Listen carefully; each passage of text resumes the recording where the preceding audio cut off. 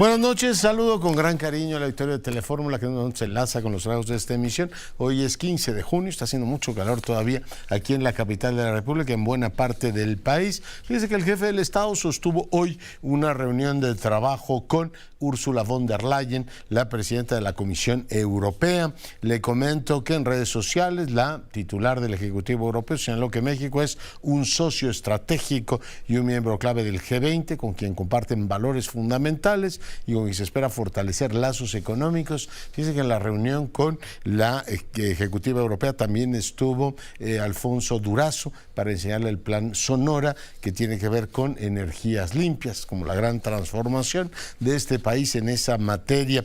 Le comento que también recibió el jefe del Estado hoy a Graeme Clark, él es el embajador de Canadá. Platicaron sobre la cumbre de líderes de América del Norte que se realizará el año próximo en territorio canadiense. Le comento en más temas que, bueno, pues la Comisión de Economía, Comercio y Competitividad de la Cámara de Diputados ahora aprobó una reforma, ya que traen todo el escándalo de la venta de boletos para que le regresen el 100% de las entradas en caso de cancelación. Pues yo creo que es lo mínimo que se podría hacer, y nuestro procurador del consumidor, que ahora quiere gobernar Guanajuato, pues ojalá pongan en orden a todo esto, a toda esta industria. Además hay mucho fraude en torno a la venta de boletos. Un juez desestimó el cargo de posesión de drogas. ¿Se acuerda del caso de Denise Ahumada Martínez? Fue detenida en Texas por llevar 42 kilos de cocaína. En un instante vamos al lugar de la noticia. Hoy se despidió Claudia Sheinbaum, tuvo un mitin en el que hizo una especie de informe de despedida ante ciudadanos y simpatizantes en la Plaza de la República. Parte de lo que dijo fue esto. Ninguna obra quedará inconclusa. Presupuesto asignado y deberá terminarse. De eso pueden tener certidumbre. Y además se queda Martí Batres al frente del gobierno de la ciudad. Pues parte de lo que dijo la jefa de gobierno en su discurso allá en precisamente el Monumento a la Revolución. El secretario de Gobernación, Adán Augusto López, está en Palacio Nacional. Mañana dejará el cargo de secretario de Gobernación. Marcelo Ebrard propone a Morena abrir una cuenta para cada uno de los aspirantes, de tal manera que puedan recibir donaciones de hasta 5,000 pesos y que eso sea transparente, de tal manera que todo el mundo pueda, en este caso, verificar cómo se está gastando el dinero y cómo están subvencionando sus, en este caso, actividades. Esto que pues no sé cómo le llaman porque no es pre-campaña. Eduardo Ramírez, el que trabaja en el Senado de la República, anunció que cuando su partido lance la convocatoria para Chiapas, él también está interesado. Ya lo hizo Zoe Robledo, ya lo hizo Luis Armando Melgar. Ahora Ramírez dice lo propio. Bueno, esto pues vendrá después del proceso de elección presidencial. Margarita González Arabia también dice de la Lotería Nacional que ella quiere gobernar igual que el señor Rabindranath Morelos. Vamos a ver cómo se ajusta ese tema. El aeropuerto internacional de Culiacán fue reabierto luego de que productores de granos aceptaran levantar el bloqueo, en este caso, y dialogar con el gobierno. El presidente de la República dijo que es una organización de productores de granos que quiere seguir, en este caso, manipulando o acaparando el presupuesto federal. Joe Biden pidió al Congreso una solución legal definitiva para los migrantes conocidos como Dreamers en el 11º aniversario de la entrada en vigor de DACA, y le comento que se cumplen 6 meses del atentado en contra de mi compañero Ciro Gómez Leiva, y esta mañana en su programa dijo con efectivamente todas las letras que sigue sin saber quién fue el responsable. Pausa, volvemos. Y seguimos con la información. Leo que pues la ola derechista en en Europa sigue creciendo después de las votaciones en las municipales de España. Por cierto, vienen las generales. Ahora en Finlandia los conservadores, aliados también con la ultraderecha, como está ocurriendo en España en varios gobiernos autonómicos. El caso de Valencia es uno de los más señalados. Pero ahora conservadores y ultraderecha pactan un gobierno de coalición en Finlandia, así es que están efectivamente cambiando las cosas. Voy ahora con mi compañera Daisy Herrera hasta Tamaulipas. Daisy, ¿qué novedades tenemos? Buenas noches. Gracias, Leonardo. Muy buenas noches. Pues el caso de la regidora panista Denise Ahumada, que fue detenida el pasado sábado con portación de cocaína en su vehículo, este día fue desestimado en una corte del estado de Texas.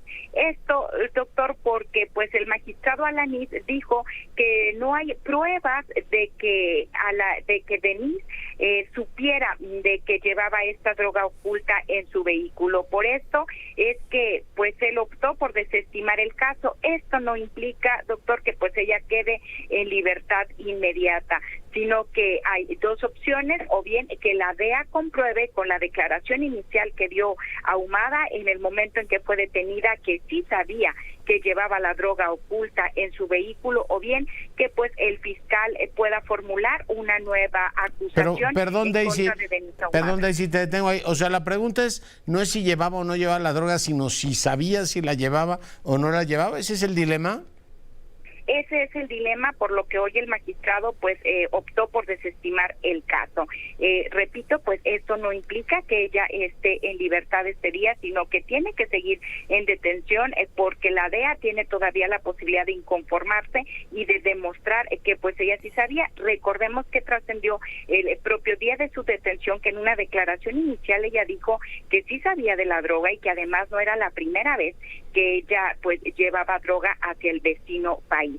Entonces, pues esto es lo que tendrá de alguna manera que comprobar los agentes de la DEA, que fueron quienes le tomaron la declaración primaria a la regidora, o bien pues que se formule la nueva acusación. También este día trascendió que puede haber una orden de detención migratoria en contra de la regidora, lo que también implicaría pues que se le ejecuten nuevos cargos.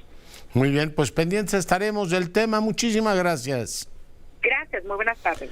Bueno, y hoy terminó un ciclo en la capital de la República. La jefa de gobierno capitalino, la doctora Claudia Sheinbaum, hoy se despidió en el Monumento a la Revolución. Ella pues hizo un balance naturalmente de lo que ha sido su gestión. Dijo que bueno, pues ni un paso atrás en la transformación, que ella es la encargada de darle continuidad al proyecto del presidente López Obrador. Se concluimos nuestro gobierno rindiendo cuentas ante más de 80,000 personas. Bueno, es el Monumento a la Revolución, muy bien organizado. Yo estuve el día de hoy en el Universal y vi cómo llegaban los autobuses, la gente muy ordenada llegando precisamente ahí al Monumento a la Revolución. Dice ella que se realizó una inversión histórica en el metro. Tan solo este año el presupuesto de mantenimiento es 50% más que en el 18. Algunas de las obras más relevantes son la de Metro Energía, que representa, dice ella, una inversión de 4,500 millones, como un manifiesto cultural por la igualdad de las mujeres y su reconocimiento en la historia de México. También dice: inauguramos el Paseo de las Heroínas con 13 figuras de primer nivel a lo largo del Paseo de la Reforma. Creamos 2 nuevas universidades públicas, la Rosario Castellanos y la de la Salud. 40,000 jóvenes más, dice Sheinbaum, tienen derecho a la educación. La austeridad republicana también, dice ella, se dio en resultados. Se dice que se ahorraron más de 100,000 millones de pesos y bueno, pues se va a entregar la ciudad con el menor nivel de deuda. Aquí sí no pueden hacer mucha historia porque pues todo hacia atrás es la izquierda, así es que bueno, pues les corresponde, es el mismo grupo político el que ha estado efectivamente, bueno, pues en este caso gobernando. El tema es, cuál es en este caso el desempeño económico que tiene la capital. Bueno, dejo este tema y voy ahora con el doctor José Ramón Cosío. Él, como usted sabe, es miembro del Colegio Nacional y ministro de la Suprema Corte en retiro. Mi querido José Ramón, ¿cómo estás? Bien, querido Leonardo, ¿cómo estás? Muy buenas noches. Oye, yo estoy asombrado, antes de escuchar, por supuesto, el tema que compartirás con nosotros, de ver cómo hay una especie de desapego a la legalidad en este país. Oía al presidente de Morena decir que no querían que les fiscalizaran los recursos de las precampañas porque han tenido malas experiencias con la unidad de fiscalización. Y yo decía que es como si un banquero se enojara porque la Comisión Nacional Bancaria lo supervisa y dice: prefiero trabajar en lo oscurito para que no me supervisen. Esta especie como de apología de salirse de la legalidad, ¿qué opinión te merece cuando se pronuncia desde el partido que gobierna el país, José Ramón? Pues fíjate que sería, todavía lo podríamos llevar a un extremo mayor, y es como si los ladrones dijeran: pues ojalá no nos vigile la policía porque hemos tenido malas experiencias con los policías, ¿no? O sea, es de ese tamaño la enormidad que dijo este personaje, porque no, pues nos detienen, nos llevan a la cárcel, nos someten a proceso. Yo creo que debe retirarse la policía y dejar de que hagamos nosotros todas nuestras fechorías, dirían. Yo las digo, de esa enormidad es esto. Pero no creo que es un sinsentido completo esto. Son procesos electorales, está hiperregulada la vida interna de los partidos, los gastos de los partidos. Inclusive uno le sugeriría al presidente de un partido político que no deje que sus propios correligionarios y los candidatos gasten lo que sea, no sea que se vaya a llevar el presidente del partido político y cualquier otro la sorpresa de que se ha recibido financiamiento no solo irregular, sino francamente ilícito por parte de delincuencia organizada, etcétera. Creo que el propio presidente... ¿Puede un partido, José Ramón, que es una entidad de interés público, financiada con recursos públicos, actuar como si fuera un privado? Decir, yo voy a organizar mi fiesta y no tienen por qué estar opinando sobre el particular. No. Mira, creo que desde la reforma tú y yo la hemos platicado en otra ocasión, 77, la de López Portillo, Rey Ceroles, don José Luis Lamadrid, aquella reforma electoral tan importante, toda la apertura que se dio en esos años, se ha ido intensificando, se ha ido regulando, a lo mejor hasta sobreregulando, pero en buen sentido, todo el proceso de los partidos, las elecciones, los militantes, los simpatizantes, la entrega de los recursos. Cuando se dice el INE es carísimo y se ven los montos, claro, las personas se pueden impresionar y piensan que ese es gasto corriente del INE, cuando en realidad una parte importantísima del presupuesto que se le da al INE es precisamente para financiar públicamente las campañas políticas e impedir, otra vez voy a este punto que es central de una democracia, que sean, digamos, o personas muy ricas, como está aconteciendo en los Estados Unidos, o personas que francamente están en la delincuencia, quieren lavar dinero o, de plano, quieren controlar a los políticos cuando lleguen a los cargos. Por eso tenemos este modelo en el país, puede tener sus errores, pero es el modelo vigente, y ahí sí creo que es imposible que se diga una cosa como la que se dijo. Al revés, creo que el INE, en este momento, que no son precampañas en el sentido estricto por la periodización que prevé la ley electoral, pero que sí son actos anticipados de campaña, pues tiene que tener un mayor cuidado, inclusive, en quién está gastando, de dónde viene el dinero, cómo se están haciendo estas aportaciones para las campañas, si son en especie, son en dinero, los servidores públicos tratando de apoyar a quien ellos crean que debe quedar, están utilizando tiempo de trabajo. Todo eso son elementos, digámoslo así, irregulares, porque sí están bien establecidos. Oye, y la simulación es un recurso pues muy útil en teatro y en muchos otros ámbitos de la vida, pero en este caso, en la actividad política regulada por la ley, se puede efectivamente simular. Se dice que no van a elegir a un candidato, que van a elegir al coordinador de defensa de la 4T, pero hoy el discurso en el Monumento a la Revolución de la jefa de gobierno es: yo me voy para ser candidata a la presidencia, o sea, no hay duda. Exactamente. Sí, no, ellos pueden, y como siempre van a estar cambiando los nombres, no son candidatos, sino son precandidatos, después vendrá, o sea, le pueden cambiar los nombres, pero como creo que es muy claro en muchas observaciones, pues lo que hay que ver es la función. ¿Cuál es el resultado de este proceso? Cuando la encuesta se dé a conocer a finales de agosto, comienzos de septiembre, ¿qué es lo que se va a dar a conocer? Yo creo que esa es la pregunta de fondo. Lo que se va a dar a conocer es el candidato de Morena, bajo los mecanismos que ellos han elegido, para que empiece su pre-campaña y pueda contender por la presidencia de la República el 24. Creo que mirado así el asunto, pues no queda ninguna duda. Más allá si le queremos poner un nombre simpático, pomposo, digo, eso es irrelevante. El punto central aquí es, díganme, ¿para qué está haciendo usted este proceso? Ya con eso me parece que queda identificado el sujeto del proceso o los sujetos. Inquieta a muchos actores, José Ramón, que se pueda estar poniendo en riesgo la constitucional del 24 si el tribunal se pone estricto y decir, oiga, pues tuvieron un montón de actos anticipados de campaña, resulta que, bueno, pues algunos de los aspirantes pueden no calificar. En fin, me pongo en ese escenario, pero te retengo un minuto más con otro tema que también me llamó mucho la atención. Presidente de la República, ¿te acuerdas aquel discurso memorable, que por cierto lo leyó en el Tribunal Electoral del Poder Judicial de la Federación, cuando recibe la constancia de la mayoría? Dice que él iba a mandar palomas mensajeras a la Suprema Corte de Justicia, y ayer cantó la ópera completa, Madama Butterfly, si te gusta, y dijo, yo llamé aquí a los ministros y los pasé a capítulo. Incluso dijo que eran algunos unos hipócritas de los que había nombrado. Nos dio santo y seña de la forma en que habló con ellos. Ministro. No, terrible, me pareció de verdad una declaración terrible del presidente.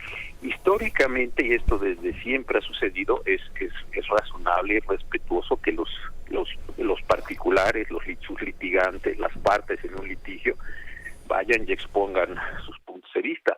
Hay gobernadores hoy y siempre, presidentes municipales, secretarios del ramo, etcétera, que van a presentar los asuntos. Pero decir, yo les llamé, yo traté de disciplinar a 5, 4 que yo propuse y el que estaba, quien quiera que sea esta persona, el que estaba además en ese sentido tan despreciativo, de estos prácticamente conseguí 3, 2 no me dijeron ni que sí ni que no, por lo cual son unos hipócritas. Como dices tú, se cayó el telón completo, o él mismo lo tiró, o él mismo lo rasgó, como lo queramos ver en esta analogía que estás tomando tú con el teatro, y pues nos mostró todo lo que el propio presidente está diciendo. Y efectivamente ese discurso de entrega de constancia, yo estuve ahí, todavía estaba yo en la función, y sí fue un discurso que pues realmente como palabras salimos ni todos halcones ni contentos. Palomas mensajeras. Sí, no, así es. Resulta que fue. Oye, perdóname, ya me comí todo el tiempo, mi querido ministro. No, por favor. Pero son los dos temas, digamos, del día. ¿Algún apunte más, José Ramón? Nada, querido Leonardo, seguimos aquí muy pendientes de esto, y ojalá que se entienda que pues a los ladrones está la policía para vigilarlos, a los malhechores, a los jugadores de fútbol está el árbitro, y ninguno de ellos puede declarar, como decían antes, por sí y ante sí, que no quieren árbitro, que no quieren reglas y que mejor juegan como mejor les parezca. Creo que sí, eso es gravísimo e indica un tono, un cambio en la contienda. Ojalá que los candidatos tengan más sensatez en estas expresiones que el presidente de su partido. Te mando un abrazo, José Ramón. Gracias, querido Leonardo, muy buenas noches. José Ramón Cosío es miembro del Colegio Nacional y también ministro en retiro de la Suprema Corte de Justicia. Me da mucho gusto recibir en el estudio a la senadora Telles. Lili, bienvenida. Encantada, gracias por invitarme, Leonardo. Qué contento estoy de verte. Oye, tú quieres ser candidata a la presidencia. Sí. Empecemos por el método. ¿Cuál sería desde tu punto de vista? Ayer platicábamos con Leonardo Valdés, están proponiendo la posibilidad de una primaria, encuestas. Desde tu punto de vista, ¿cuál sería el idóneo? Yo creo que debates y encuestas sería el método idóneo. Tiene que ser lo más pronto posible, ya se va a anunciar el 26, y tiene que ser lo más pronto posible. He estado urgiendo a que ya se haga así, porque pues vamos atrasados acá en la oposición y nos urge definir al líder. Tú tienes, digamos, esta extraña capacidad de ser senadora de la República y al mismo tiempo se te ve como una candidata de la sociedad civil. Las dirigencias de los partidos te han mandado ahí algunas señales, como ir reuniendo firmas por aquí y por allá. Pero ¿tú de qué lado te sientes más? ¿De partidos o de la sociedad, Lili? Bueno, pues claro que de la sociedad. Soy la más nueva. Que ahorita en el esquema político soy la más nueva, porque tengo 55 años, pero apenas hace 4 y pico entré a la política de lleno. Eso no significa que acabo de nacer, porque ya ves que hay quien te menosprecia porque vas entrando a la política, pero no. Un error menospreciarte a ti en cualquier caso, ¿no? Fíjate que hay una contradicción que me llama mucho la atención. Se dice mucho que hay que ciudadanizar a la política, y se dice mucho que la política es demasiado importante como para dejarla solo en manos de políticos. Pero cuando eres una ciudadana, recién llegada y levantas la mano, inmediatamente te dicen, no, a ti te falta el currículum de política y te faltan los cargos y todo eso. Cuando yo creo que lo que necesitamos en México sí es ciudadanizar. Háblanos un poco de ti. O sea, tú decides entrar a política, has tenido una carrera muy exitosa como periodista, me consta, además la he visto en primerísima persona, y decides entrar a política. Y lo hiciste por las listas de Morena. Fuiste electa senadora por Morena, después pasas al PAN. Cuéntanos cómo ha sido este periplo y qué has venido madurando, qué has venido aprendiendo y si te arrepientes de algo. Bueno, me arrepiento de haberle creído a López Obrador, que fue el que me invitó como candidata al Senado por Sonora. Yo no le di el sí de inmediato. Es más, la política se ha denigrado tanto que cuando yo le dije la primera vez que no a López Obrador, le dije, no, porque yo no tengo por qué ensuciarme con la política. Y es que en la política, Leonardo, apenas entras y eres como los carros de agencia. Compras un carro en una agencia y en cuanto lo sacas, ya se devaluó. El descorche sale carísimo. Ajá. Y esas son las cosas que deben cambiar. No debe ser que porque un ciudadano entre a participar, ya ipso facto entren todas las etiquetas de corrupto, vendido, etcétera, etcétera, etcétera. Y yo pues me arriesgué. Estuve un tiempo, fueron casi 4 meses, reflexionando si aceptaba o no lo que me ofrecía el hoy presidente, y finalmente decidí entrarle a mis 50 años, porque pensaba, bueno, lo que he denunciado toda mi vida como periodista, puede ser que lo empuje mejor y con más eficiencia desde el Senado. La vida está para vivirse, voy a hacer lo correcto. Fue una decisión muy difícil, me convertí de la noche a la mañana de periodista en candidata y pues fue un gran reto. No fue muy complicado porque es un hábil polemista y tienes una capacidad de palabra envidiable, ¿no? Pues yo entré como mucho, candidata ciudadana, no me afilié a Morena. Es más, el presidente me había invitado a un movimiento plural, no me invitó a afiliarme en algo así, eso no lo iba a aceptar nunca. Él sabía que yo no soy de izquierda, él me estaba invitando a un movimiento plural que finalmente no existió. Me invitó a algo que no existió, por eso cuando llegamos al poder y vi que lo que estaba haciendo Morena era contrario a lo que se ofreció, pues los aventé. ¿Cuál fue el punto de ruptura? El punto de ruptura, bueno, fueron varias cosas que, por cierto, hoy en el periódico Reforma publicaron que yo estaba muy cómoda y que era un soldado y no. Que con el aeropuerto callaste. Fue al contrario, precisamente por todo eso que mencionó el periódico Reforma es que yo hice la protesta máxima, que es renuncio a la bancada de ustedes. O sea, la decisión del aeropuerto es la que te activa y dices... No, fueron varias, todas esas, pero la gota que derramó mi vaso, fue el saludo a la mamá del Chapo Guzmán, que fue un insulto que nunca se nos va a olvidar a los mexicanos. ¿Qué dijiste aquí? Yo no pertenezco. Pero por supuesto que no, precisamente yo lo que dije fue, yo no voy a ser cómplice de Morena.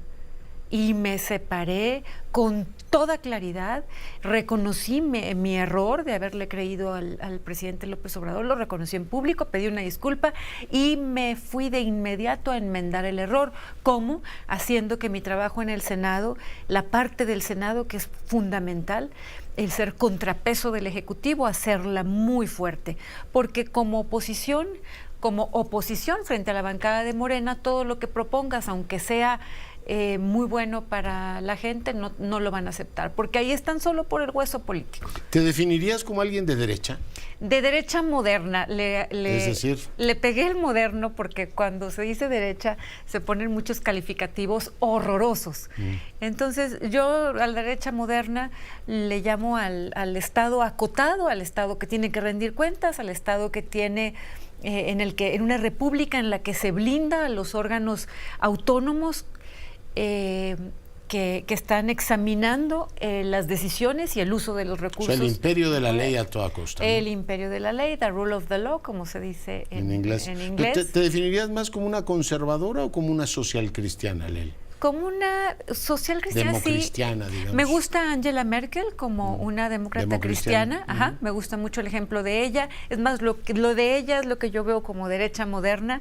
Soy liberal en lo político y en lo económico, y soy conservadora en lo social. Y ser conservador no es resistirse al cambio. sino que es tener prudencia y sensatez y calma ante los enormes retos. Pero, por ejemplo, país. ¿eres contraria a la legalización del aborto, a la no penalización del aborto? Soy provida. Soy provida y no estoy de acuerdo en que se penalice a las mujeres. Pero soy provida, eso es muy claro, ahí está el video donde lo dejé clarísimo. Y bueno, entiendo que en la presidencia no se debe hacer lo que hace López Obrador, que es imponer una forma de pensar. Tenemos que convivir los que somos pro vida y los que piensan diferente. Tenemos que convivir en el país. ¿Garantizando el derecho de las mujeres a decidir? Bueno, yo no lo veo, está establecido como un derecho, yo no puedo ver un asesinato como un derecho. Es una polémica en la que los científicos mismos todavía están debatiendo, Leonardo. No está... no hay una definición total, pero no puedo llegar yo a la presidencia a imponer mis formas de ver la vida y de pensar como lo hace el presidente de la República. ¿Qué otra cosa más te definiría? Y otra cosa, otra cuestión, perdón que te interrumpa. Dime. Estás en tu casa. Cuando uno se define pro vida, es muy importante dejar claro que uno no es enemigo por ello de la comunidad. Porque existen estas etiquetas brutales, simplistas y frívolas en las que si te defines pro vida ya eres enemigo de no sé cuánta cosa. Eso no es así. Yo creo que tenemos que empezar a abrir más el diálogo en ese sentido. Oye, por ejemplo, ¿qué significa ser más conservador en lo social? Por ejemplo, en el tema de consumo de drogas, ¿serías partidaria de liberalizarlas o no? No, y menos en un país como este, con unos niveles tan altos de pobreza, 40% de la población mexicana está en la pobreza, y nos falta educación, porque estoy en contra del consumo de drogas, es lo peor que puede pasar, y para eso... Tenemos un sistema educativo en ruinas, ¿tú qué harías si fueses presidenta? Pues, en primer lugar, basar el sistema educativo en la ciencia, y no en todas estas ideologías que son anticientíficas, que es lo que está aplicando López Obrador. Ciencia, bilingüe, tecnología, todo lo normal, todo a lo que se aspira en el mundo desarrollado. Yo hice lo que uno esperaría que su hijo tuviera, ¿no? Claro. A México le urge una etapa de modernización. Una etapa de modernización que claro que se puede dar, en la que con educación obviamente México pueda ser el país emergente en lugar de China. Podemos llegar a eso. Lo único que nos ha tenido atados durante todas estas décadas es la enorme corrupción y la colusión de los gobiernos con los criminales, que ahora Morena pues prácticamente lo presume. Oye, tú has vivido la violencia en carne propia, a ti te han amenazado, en fin, la historia la has por supuesto contado, yo creo que es una historia ejemplar. ¿Qué tiene este país que no logra salir de esa maldición?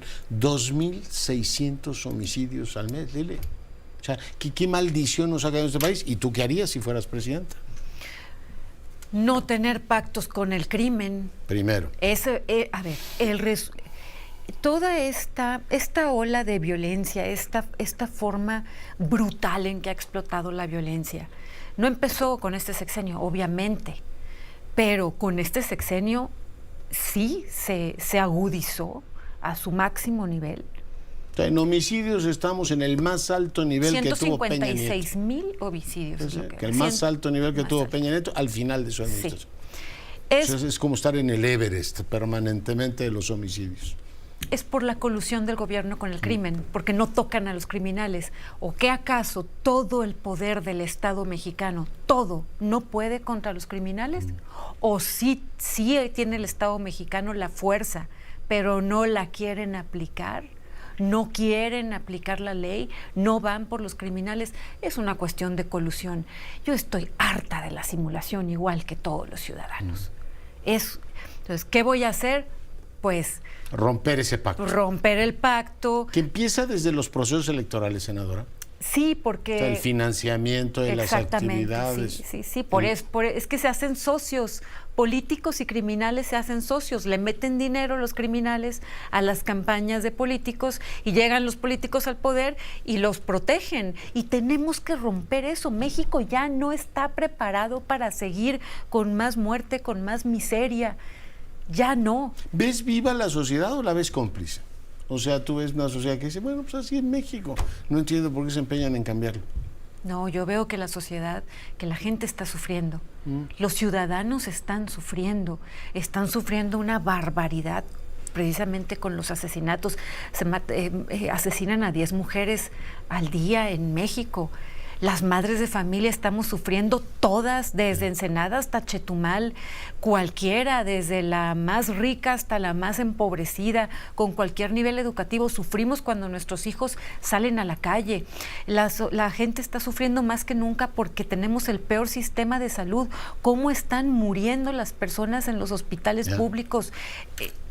No alcanza para comer. Hay un sufrimiento enorme. Tomo nota. Pues se nos acaba el tiempo, tú sabes cómo son los tiempos en televisión, senadora Telley. No sabes cuánto te agradezco que hayas venido. Feliz de invitarte cuando tú quieras. Gracias. La senadora Telley, hoy para fortuna nuestra, conversando con usted en el estudio. Pausa. Al regresar, enlace a París con Gabriela Ramos. Volvemos. Seguimos con la información. Hace algún tiempo, recordará usted que hablamos con la directora general adjunta de Ciencias Sociales y Humanidades de la UNESCO a propósito de, pues, este tema de la ética en la inteligencia artificial. Yo le agradezco mucho a, pues, dicho sea de paso, un orgullo de este país, Gabriela Ramos, que ocupa ese cargo, que el día de hoy converse con nosotros.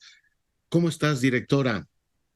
Muy bien, Leonardo, y como siempre, con mucho gusto de estar contigo y con tu audiencia. Cuéntale al auditorio qué novedades tenemos en este frente, que hoy es, pues por supuesto, motivo de discusión en prácticamente todos los foros políticos, académicos, la inquietud sobre qué hacer con el tema de la inteligencia artificial.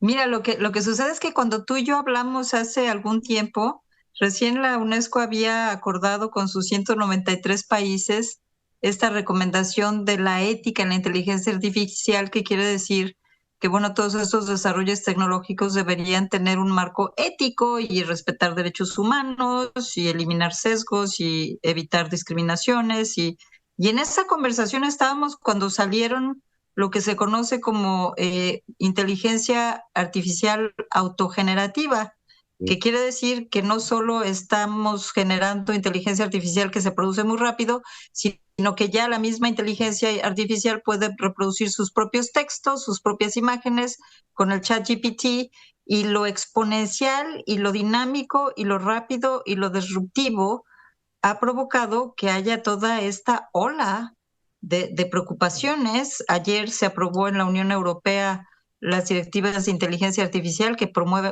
prohíben algunas aplicaciones y deciden que se aplica un criterio de decisiones basadas en riesgo. El presidente Biden lanzó sus consultas para ver de qué manera podemos regular estas tecnologías. Por supuesto, los padres de las tecnologías, ¿no? El señor Hinton de Google y Joshua Bengo de Emilia ahora nos dice que hay incluso riesgos existenciales. Entonces, creo que hay un contexto que se nos complicó y se nos complicó porque justamente todos estos desarrollos se siguen lanzando al mercado por cuestiones comerciales o de competencia tecnológica, y no por tener una seguridad de que van a respetar los derechos humanos, ¿no?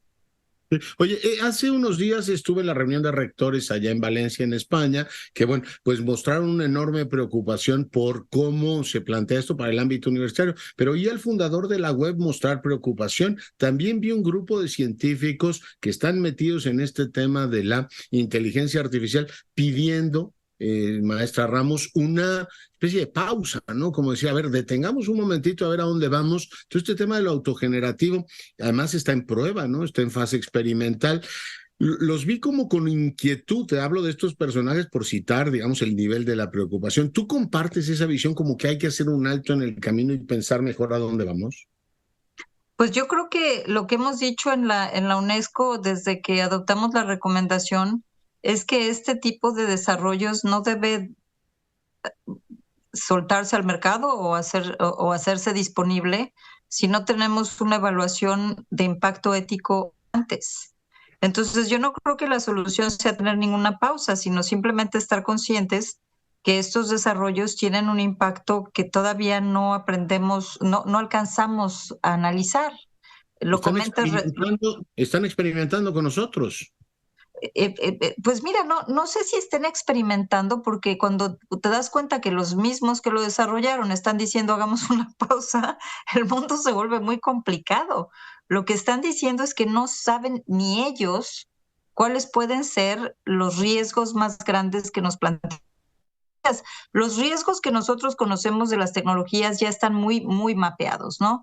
El hecho de que tienes la mitad de la población mundial que no está conectada a Internet, entonces que no está en los datos, entonces todo lo que tú desarrolles con base en esos datos pues estará sesgado, y de ahí que muchos de los desarrollos para reclutar gente, para distribuir beneficios, pues a veces son muy discriminadores porque simplemente no estamos representados. Las mujeres, por ejemplo, eso ya lo sabemos.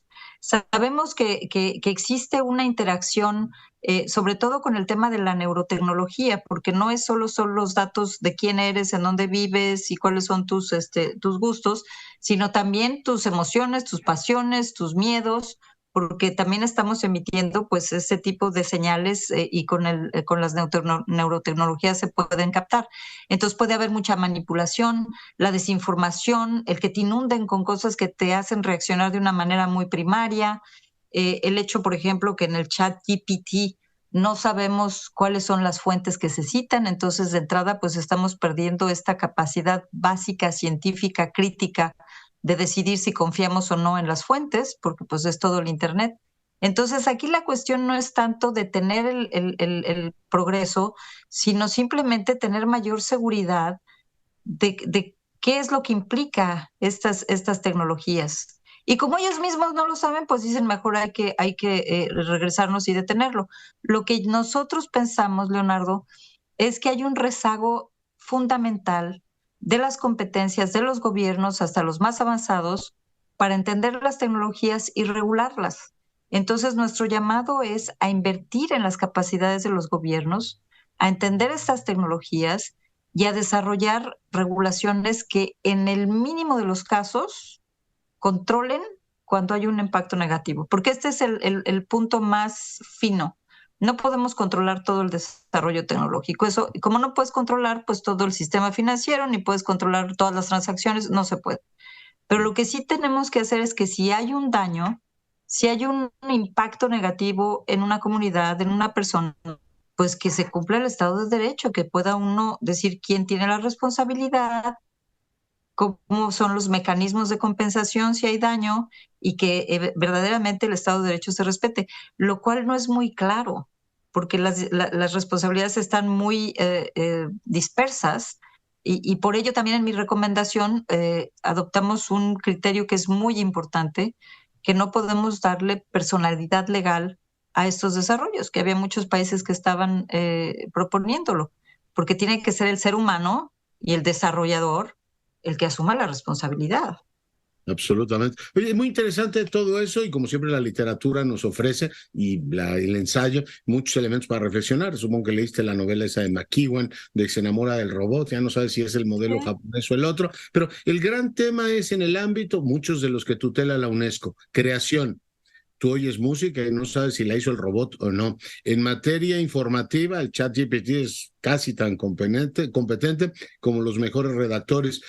Pero tienes las series de televisión ya hechas por el algoritmo y tienes, pues prácticamente te pueden escribir una novela ambientada en tal o cual lugar. Es decir, habría que pensar en formas como denominaciones de origen, es decir, esto está hecho por humanos o esto es una creación y notificarlos a los usuarios. Entonces, claro, estamos hablando de creación, el modelo de aprendizaje, pues estaba la reunión de rectores, dicen, pues ya la mayoría te dice, yo para qué quiero clase tradicional si buena parte de lo que puedo aprender o puedo entregar como un elemento para evaluar mi conocimiento, lo puede hacer la máquina, Gaby. Ese es el punto fundamental, que yo creo que la discusión ha estado enfocado en la tecnología, se ha vuelto una discusión tecnológica, ¿no? Decir, wow, lo que se puede hacer con la tecnología. Y lo que tenemos que tener es realmente un planteamiento social, una discusión social. cómo nos preparamos mejor, cómo aprovechamos lo que nos proporcionan estas herramientas, pero también cómo aprendemos de sus limitaciones. Porque el problema aquí es, por ejemplo, con el ChatGPT, ¿no? Como tú dices, tiene una cantidad de actividades y funciones que realizan que son muy impresionantes. Pero la pregunta es, todo el mundo sabe que terminan sus datos en el 2021, ¿no? Y Sí. que entonces, si tú buscas alguna información más reciente, pues no puedes ir ahí. Bueno, pues tuvimos que hablar nosotros con Microsoft para decirles, oigan, pues sería bueno que hubiera ahí un disclaimer, ¿no? Una nota en donde digamos, señor, si usted está buscando información que sea muy reciente, pues no es aquí el lugar porque es hasta el 2021. El tema de los derechos de autor es que simplemente estamos transformando toda la infraestructura legal, regulatoria que hemos tenido y que hemos construido en el mundo real, porque estas tecnologías se están yendo más rápido. Entonces, realmente tenemos que repensar esas cosas y ver exactamente cómo le sacamos el provecho, porque lo tiene mucho, cómo dejamos de hacer tareas que siempre son bastante repetitivas, que son las que se pueden codificar, ¿no? ¿Cómo nos puede ayudar? Yo estoy segura que tú lo has utilizado, yo lo he utilizado y digo, bueno, pues es interesante cómo te ayuda a estructurar algunas Y todas ideas, las ¿no? enciclopedias que tengo aquí a mis espaldas, pues ya no se usan porque la inteligencia te busca y esta capacidad de heurística que tienes es enorme. Pero el otro día le leía y te pregunto sobre esto porque la UNESCO tiene una tutela especial sobre estos temas a Ignatieff diciendo, a ver, la evaluación, olvidémonos en las universidades de que va a ser con ensayos, va a tener que ser toda oral, de tal manera que tú sepas que el estudiante, como yo les pregunto a mis redactores, no me mande el cable, dígame de qué se trata, de qué voy a hablar con la maestra Ramos, de tal manera que lo oral lo profundamente humano sea realmente entendido de qué estoy hablando.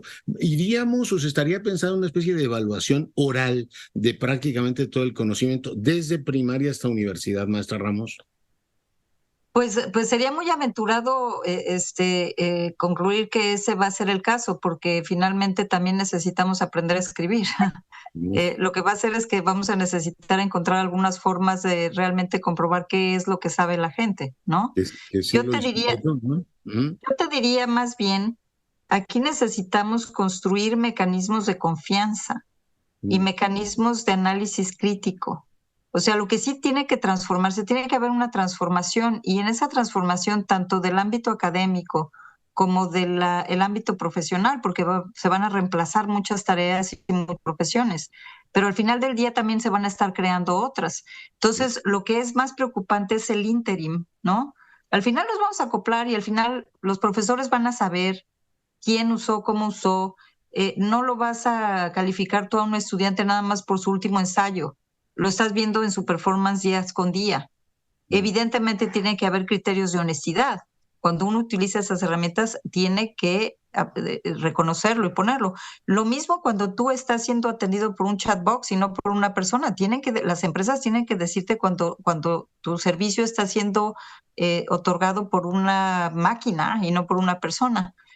También tienes que enterarte, por ejemplo, de algunas cuestiones que son un poco más complicadas y por eso muchas veces yo digo, esta conversación nos está llevando a la ciencia ficción, cuando la realidad es que la inteligencia artificial tiene unas capacidades analíticas preciosas que las estamos usando para todo, para administrar los sistemas de salud, los sistemas de educación, los sistemas financieros, etcétera.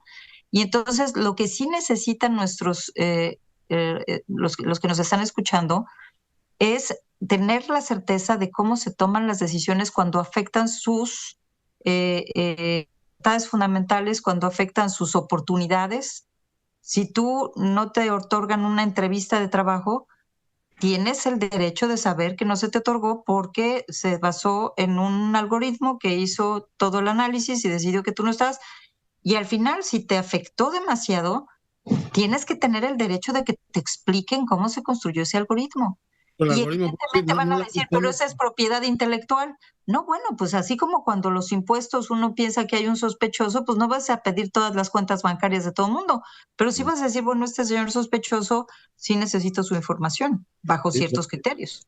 Sobre todo cuando el sesgo puede decir, oiga, es mujer y por eso no la aceptan, ¿no? O tiene tal edad, en fin. Entiendo perfectamente lo que me dices. Oye, te robo un minuto más sobre el tema de la democracia. La UNESCO se mete a estos temas de libertad de expresión, conversación pública, como la inteligencia artificial también, a partir del manejo de datos personales, todo, incide, tema que se discute mucho en los ámbitos políticos, en la vida, en la concordia, en la conversación pública. Maestra Ramos.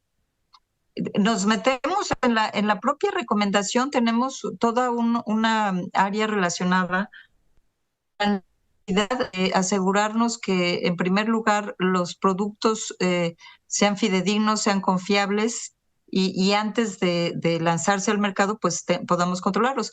Pero también mi colega que lleva el área de comunicación e información, de hecho, lanzó una conferencia que se llama el Internet of Trust, ¿no? El Internet de la confianza, porque lo que ellos están viendo es cómo podemos realmente regular muy específicamente a las plataformas de los medios, porque lo que está sucediendo también es que desde la perspectiva de cómo la inteligencia artificial te categoriza, y esto es mi recomendación, ¿no?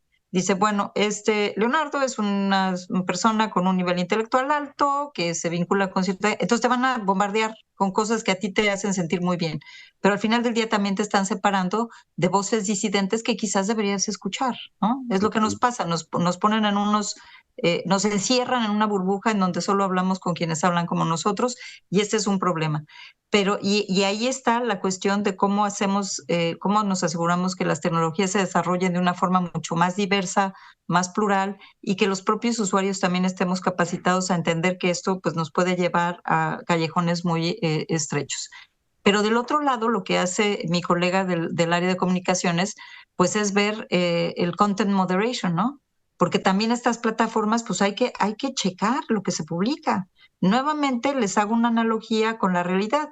Tú como periodista, como editor, como escritor, pues tienes que tener ciertos criterios de responsabilidad, que yo no veo por qué las plataformas numéricas que tienen temas de información no tengan por qué tenerlos.